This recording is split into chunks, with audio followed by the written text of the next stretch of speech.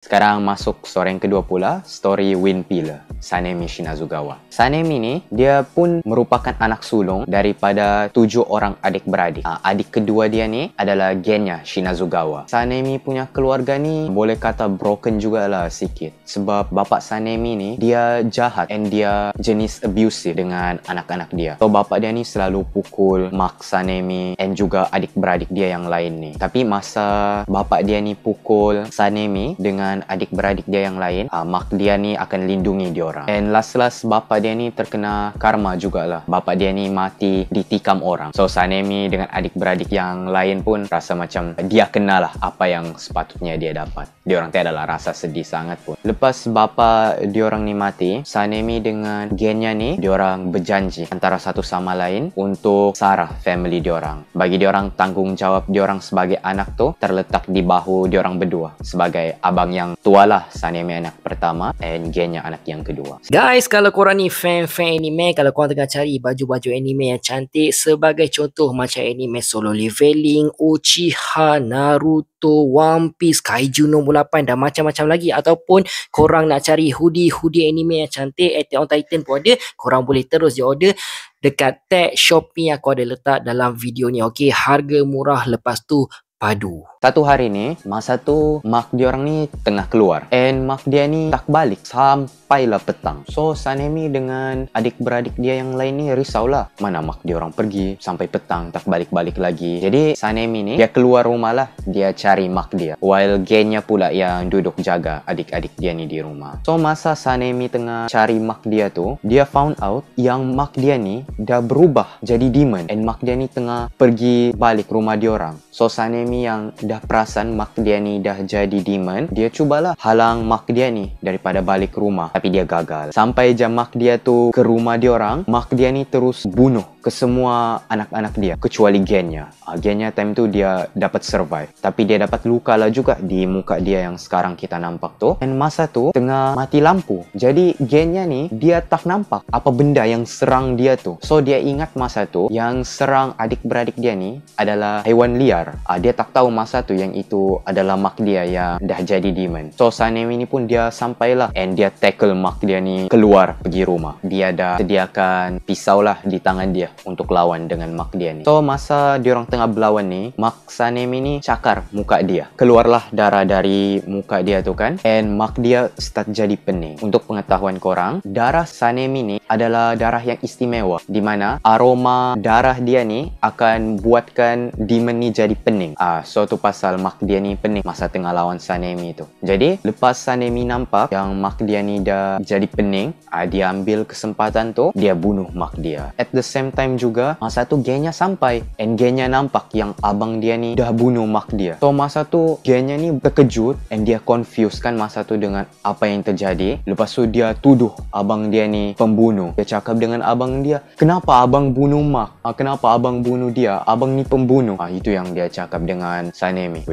Masa aku baca part ni aku sedih gila tau. Korang bayang lah, dah lah kau bunuh mak kau sendiri, lepas tu adik kau datang kena tuduh pula kau ni pembunuh. Bukannya cakap terima kasih. Tak boleh juga salahkan Genya lah 100% sebab dia pun masih kecil lagi time tu. Mestilah dia pun confused dengan apa yang jadi kan. Tu pasal dia cakap macam tu dengan Sanemi. Masa tu pun dah senja, matahari ni dah nak terbenam lah, tapi masih ada sisa-sisa cahaya dia tu kena dengan badan mak Sanemi ni. Mak dia ni pun bertukar lah jadi abu and Genya dengan Sanemi pun nampak. So time tu Genya dia dah sedar lah, rupa-rupanya mak dia ni yang demon, mak dia yang serang adik-beradik dia orang. Tapi sebelum dia sempat cakap apa-apa dengan Sanemi, Sanemi ni dah tinggalkan rumah dia orang tu and dia start memburu demon. Tapi masa ni Sanemi dia tak tahu lagi dengan kewujudan Demon Slayer Corp dengan pedang Nichirin. Jadi dia ambil semua weapon yang dia boleh guna and dia lawan dengan demon pada waktu malam. So lepas dia kalahkan demon tu, dia akan ikat demon tu di atas pokok. Lepas tu dia akan tunggu waktu pagi supaya demon tu mati terbakar. Begitulah cara Sanemi dia bunuh demon. Memang belum jadi Demon Slayer pun udah brutal kan cara dia ni. Lepas beberapa lama Sanemi ni dia ada bunuh demon seorang diri, dia berjumpalah dengan satu orang Demon Slayer ni. Nama dia Masachika Kumeno. Jadi diorang ni berkawan lah and become best friend. Lepas tu Masachika ni dia bawa lah Sanemi ni jumpa guru breathing, and guru dia ajar Sanemi semua teknik breathing tu. Lepas tu baru dia develop breathing dia, iaitu wind breathing. So lepas beberapa lama Sanemi ni bekerja dalam Demon Slayer Corp, dia dapatlah satu mission mana dia ni dan Masachika ditugaskan untuk membunuh Lower Moon Demon yang pertama. And unfortunately Masachika mati masa dalam mission ni. Cuma Sanemi lah yang dinaikkan pangkat menjadi Hashira. Lepas Masachika ni mati, Sanemi ni dia tak puas hati dengan Oyakata sama. Sebab bagi dia, Demon Slayer yang lain ni kan korbankan nyawa diorang untuk bunuh demon. Tapi Oyakata sama ni dia cuma tahu duduk, tahu bagi arahan. Jadi Sanemi ni fikir dia ni useless. Dia ni bukannya leader, tapi dia ni macam boss. Satu hari ni, masa first time Sanemi pergi ke Hashira meeting, dia bagi tahulah semua benda yang dia tak puas hati dengan Kagaya. And Kagaya dengar masa tu. Bukannya Kagaya ni marah dengar kritikan Sanemi, tapi dia minta maaf. Lepas tu dia bagi tahu dengan Sanemi yang dia ni pun actually dia cuba juga untuk belajar berlawan, tapi masa dia hayunkan pedang tu 10 kali pun badan dia terus rasa penat. Terus dia rasa tak mampu lagi untuk hayunkan pedang. Dia nak juga korbankan nyawa dia berlawan untuk orang lain, tapi disebabkan kelemahan fizikal dia tu, dia tak mampu buat begitu. And at the same time juga dia bagi tahu dengan Sanemi yang dia ni dia tak letakkan pun diri dia ni di atas orang lain, cuma Demon Slayer lain dan Hashira ni yang respect dengan Kagaya. So kalau Sanemi ni dia tak suka dengan cara layanan macam tu,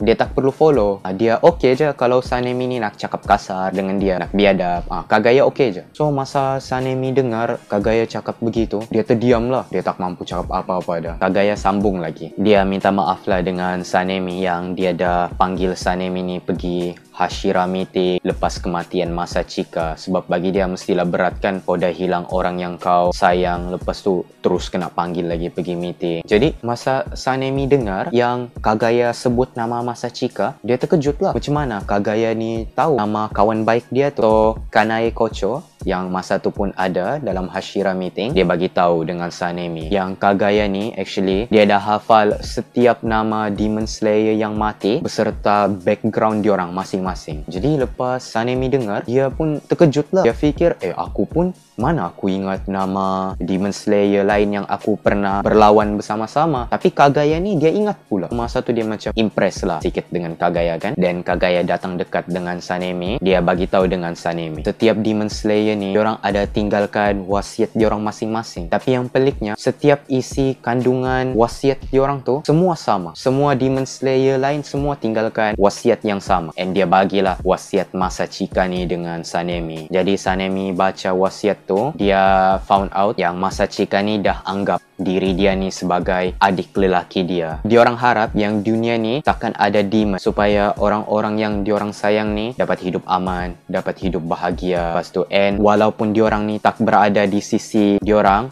sanggup korbankan nyawa supaya orang-orang yang diorang sayang ni dapat hidup aman damai. So masa Sanemi baca wasiat Masachika ni, dia menangis lah. Dia teringatkan adik dia yang satu-satunya hidup, si Genya tu. Sebab dia pun boleh relate. Dia pun ada harapan yang sama juga. Jadi lepas peristiwa ni, Sanemi punya respect dengan Kagaya tu memang on another level lah. Memang tinggi betul respect dia. Macam korang boleh nampak juga lah dalam anime tu kan, bila Sanemi ni dia dah almost bunuh Nezuko, tapi masa tu Kagaya sampai, dia terus tunduk hormat dengan Kagaya. Begitulah tinggi respect dia dengan Oyakata sama sekarang.